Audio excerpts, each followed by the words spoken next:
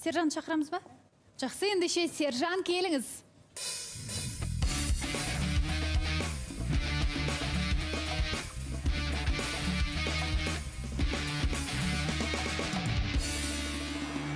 Қош келдіңіз, Сержан. Көрмегелі көп болды, сіз қалыңыз қалай? Ассалаумағалейкум. Ассалаумағалейкум. Қайырлы күн. Жақсы, бәрі жақсы. Сізді көріп тіпті қуанып жатырмыз. Енді бір аптадай ма, ортада болмадыңыздар. Сіз кездесу болып жүр ма? Кездесу дегенде біз күнде біргеміз, шыны керек, иә. Фото-видео бар шығар.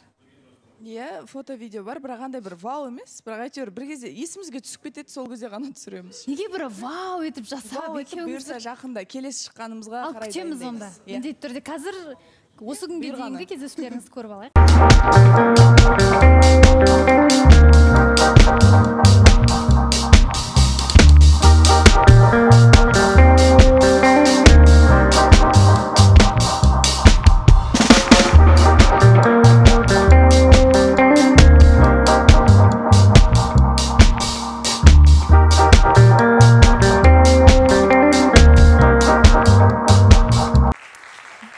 Бірнеше күн енді күнде кездесу болып жатыр деп жатсыздар. Бірақ дегенмен енді біраз уақыт, бір 2 айдай үзіліс болды. Содан кейін қарым-қатынастың жалғасқаны қалай болып жатыр? Кім бастайды? Мен айта берейін ба?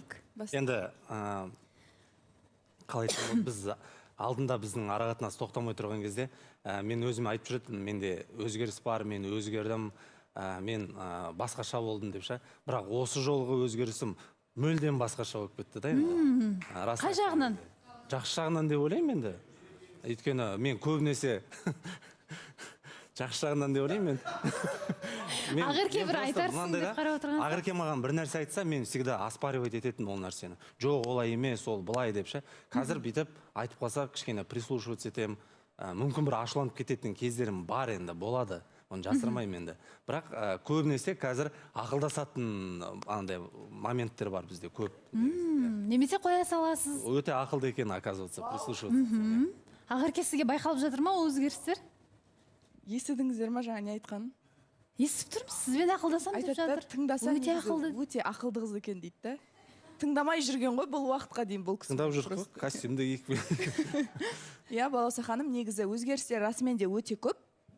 Жақсы жағынан да, енді бір-екі моменттер де бар, просто андай ғой, жақсы жағынан өзгергені өте қатты байқалады. Негізі Сержанмен бұрында бір нәрсені обсуждать ету, немесе мысалы тіпті бір жерге барайықшы деп осы жерде айтып отыратын едім ғой, 5-ші маусымда да, 6-ші маусымның да бас шағында. Андайғы бір жерге бару үшін де негізі ер азамат ол өзі қалау керек екен да, оказывается, барлық нәрсені. Ал біз қыз балалары андай қатты бүйтіп айта берген сайын олар қойшы істегім келмейді бұл нәрсені деген сияқты принципиально жасап қалуы мүмкін да. И қазір Сержанға мысалы кездесу болсын, басқасы болсын, Сержан өзі сұрайды, осындай жерге барайық, осындай жер. Негізі менің сұраған нәрсемнің барлығы бізде негізі көбінесе айырылысып кеткен кездерде сондай нәрселер болды да. Сен мені ұнатпайсың, сен мені жақсы көрмейсің, мен уақыт өткізгім келмейді, внимание бермейсің деген сияқты. Негізі менің айтқан, менің сұраған нәрселерім кішігірім осындай нәрселер болды да. И ол нәрселер үлкен болып жиналып екеуміз бірнеше рет таныстықты тоқтатқанда болатынбыз, бірақ бұл жолы енді Сержанның тарапынан көп байқалады.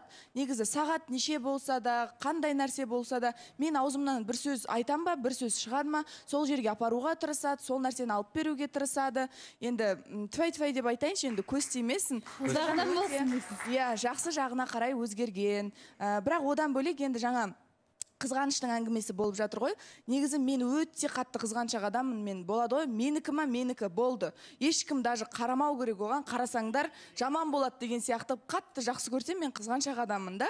Бірақ бірте-бірте уже сенімің арта бастағаннан кейін, адамға сене бастағаннан кейін, мысалы қандай жағдай болмасын, мен Сержанға уже 100%-қа сене алам деп айта аламын да. Себебі болады, сезіледі адамнан. Менен басқа ешкімге бұл адам енді қарамайды ғой деген сияқты нәрсе. И мен Сержанға қазір менің тарапынан қызғану сезімі, ондай нәрселер аз деп ойлаймын да, бірақ енді бұл да бір қатты жақсы көріп кеткеннің дәлелі ма, Сержанның тарапынан бір чересчур қызғанып кететін моменттері көп болады, байқалады маған.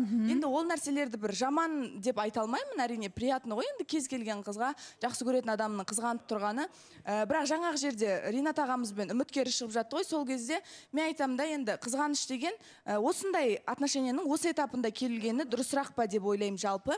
Бірақ кей кездері кей кездері боп қалады енді сол нәрсенің кесірінен ұрысып қалатынымыз, бір-бірімізге сөйлемей қалып, сен неге өтесің? Мен де айтам да, сен бұрында ондай адам емес едің ғой, мен өзім свободаны қатты жақсы көретін адаммын. Маған біреумен сөйлеспеші, бірдеңе істемеші, бірдеңе кимеші деген нәрсені естісем, мен сол нәрсеге принципиально ерегіскім келеді, білмеймін, жасыма қатысты ма ол нәрсе.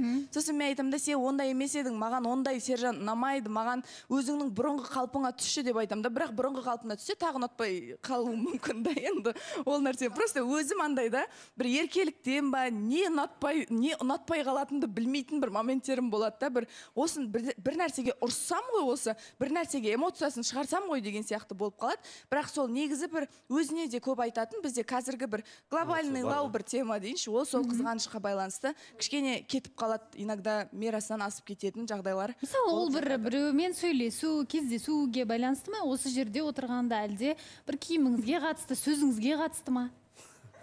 Жоқ, болады ондай моменттер, Балауса ханым. Менде анандай бір период па, или білмеймін енді, может, сезімнің сондай бір дәрежеге жеткені ма деп, мен өзімді білмеймін ол нәрсені негізінде. Маған да бір қызық чувство болды, өйткені даже неде жұмыста болсын, қай жақта болсын, босаған моменттер болсын, мен бірден қосамын тікелей эфирді. Бұрын мысалға көрмейтінмін, осы жаққа келмей тұрғанға дейін вообще қарамайтынмын, парақшасына да кірмейтінмін.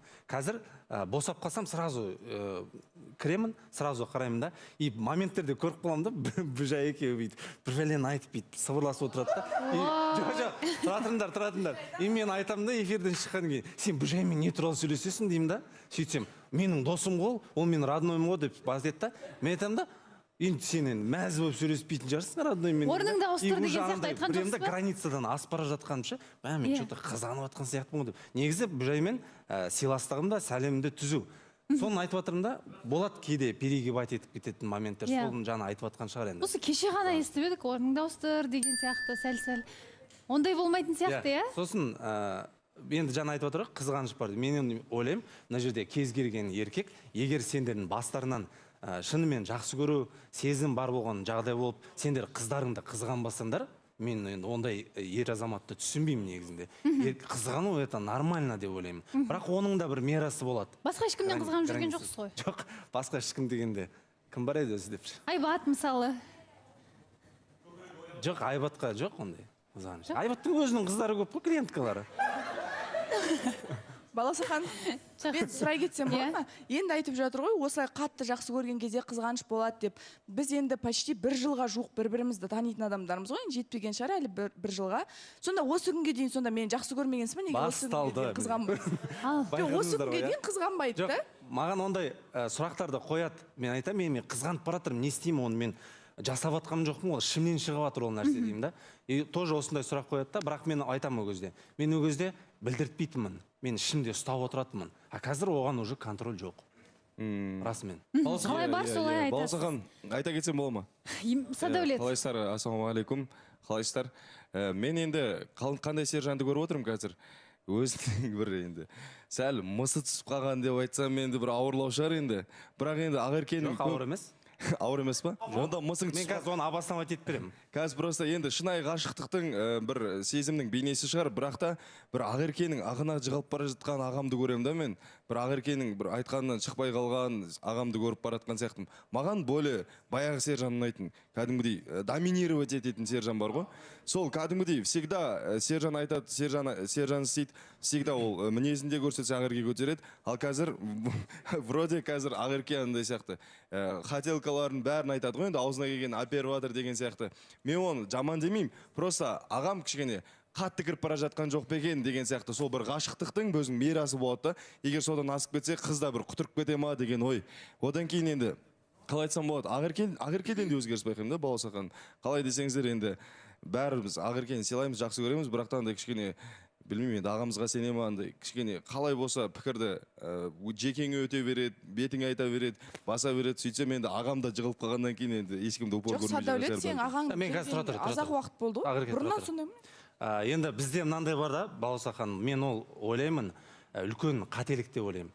Оказывается, еркектердің арасында мынандай, мен ығысына жығылмаймын, мысы бір мысалға арақатынасты көрген кезде, мысалға, егер ол бір-бірін адам расымен бір-бірін жақсы көріп, және де бір-бірінің вайбын тауып атса, шеттегі адам всегда айтады екен, мысы басылды, ол ығына жығылып жатыр деп. Ондай стереотипті алып тастау керек екен. Мен осы уақытқа дейін ол нәрсені түсіндім. Неге менің осы уақытқа дейін бұндай ұзақ отношениям болған жоқ? Өйткені мен тура Садәулеттікіндей позицияны ұстанып жүретінмін. Мен доминировать етуім керекпін. Мен ешқашан оның жығына жығылмауым керекпін деп. Неге жығылмауым керекпін? Бұл болашақ менің балаларымның анасы. Бұл ертең маған менің анамның келіні, ертең анамның көңілінен шығатын қыз мысалға да, не үшін мен оның айтқан бір нәрсесіне прислушиваться етпеуім керекпін? Может, маған приятно шығар. Это не значит, что оның айтқан нәрсесін, қалаған нәрсесін істеген, ол тек қана оның қалауы деп. Маған да ұнайды оны мен қыдырған. Маған да киноға барған оны. Маған приятно, понимаешь? Ол нәрсені шатастыруға болмайды, Садәулет. Енді мен жасыма келгенде түсінесің, енді қазір слишком жас болып Болды онда, қазір пока жас болып тұрған шығармыз. Просто мен енді ағамды басқа қырынан көргеннен кейін енді маған сразу бірден білінді да, енді бірден бір жақын адамым ғой. Содан кейін де маған бір кішкене андай күдік болып қалды. Садәулет, Абай атамыз айтқан, өзгермеймін деген адамның тілін кесті. Әне. Керек болса. Ақерке? Әне деп қоям ғой, бір өзім тәрбиелеген адам сияқты ше. Жоқ, енді Сержан айтып жатқан әңгімелері өте күшті. Негізі жаңа кім пахнет как мужчина деп жатыр ғой, Аида реально сол өлеңге тура келіп тұр да. Енді шынымен де айтып жатқан нәрселерінің барлығы бізге бұл нәрсе сразу қолымда болған жоқ менің бұндай Сержанның варианты. Біраз уақыт кетті, жарты жылдан көп уақыт кетті. Ол нәрсені мен түсіндірдім, ол нәрсені жылап та айттым, күліп та айттым. Сразу ол бұл ығына жығылу емес, просто менің берген сыйластығымды маған да тура солай сыйластық ретінде қайтарып беру. Одан кейін екінші мәселе, анан әңгіме айтып отыр ғой, Сержанға сеніп па, пікірлерді ауыр айтатын болыпты деп. Енді Балауса ханым, 5 маусымнан бері сіз мені мысалы білесіз, танисыз. Мен негізі өзімнің ойыма не келеді, соны жалпы негізі ащы тілді салмай жеңілдеу жеткізуге тырысатын адаммын. Соның ішінде Садәулет саған мен жеткізуге тырысам да, мысалы эфирдің сыртында, давай Ақерке екеуміз бір-бірімізді қорғайық дейсің да, эфирдің ішіне келесің да, сен вообще маған қарсы айтып жатқан пікірлерге шапалақ ұрып отырасың да. Мен ондай нәрсені істемеймін. Мен саған жарайды деп, мен саған осы күнге дейін бүйтіп бауыр ретінде қарап, мен андай ауыр айтатын адамдарым болады, ауыр айтпайтын жақындарыма мен ауыр айта алмаймын. И одан бөлек мен осы күнге дейін өзім солай туылған адам, мен жаратылысымнан сондаймын да. Айтқым келген әңгімені айтам, басым кесілсе де. Сондықтан бір Сержанға сенгеніміз, Сержанға әрине сенемін. Сержанның көп жерде білмеймін, енді балалардың сыйлайтынын да білем, қорқады деп айтпай ақ қояйыншы. Ешкімнен қорықпайды, балалар сыйлайды, ағамыз деп құрметтейді. Сержанға да сенем, мен үшін сөйлеп беретініне, бірақ ол нәрсені мен қолданып жүрген адаммын деп айта алмасам. Ақерке, өз ойында не бар, соны айтады, және де Садәулет білмеймін кімді сізді үнемі жақтайтын, жай ғана соңындағы бір пікірін сіз тек көтере алмай қалған сияқтысыз. Жоқ, енді еркелетіп айтамын, ойнаймын ғой, просто менде қазір де тұр, енді кетіп қалыпты ғой, маған ренжіп қалды. Маған просто қалай айтсам болады, ағамның өзгеріп кеткенін айтып жатырмын да, жаңағыдай кіре салып айтып жатыр да, өзгеріп жатырмын ғой, енді костюм шалбарда киіп келдім деген сияқты. Ертең сен де өзгересің, Садәулет. Мысалға да мен мынандай